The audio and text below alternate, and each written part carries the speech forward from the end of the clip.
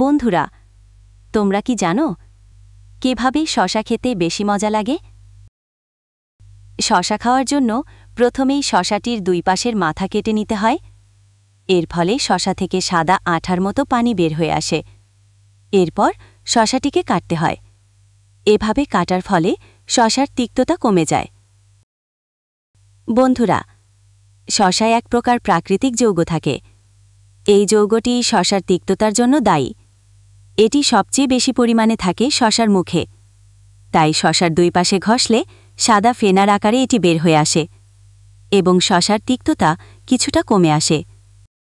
এছাড়াও এটি করার ফলে শশাতে থাকা কীটনাশক ও ক্ষতিকারক রাসায়নিক পদার্থ কিছুটা বের হয়ে আসে।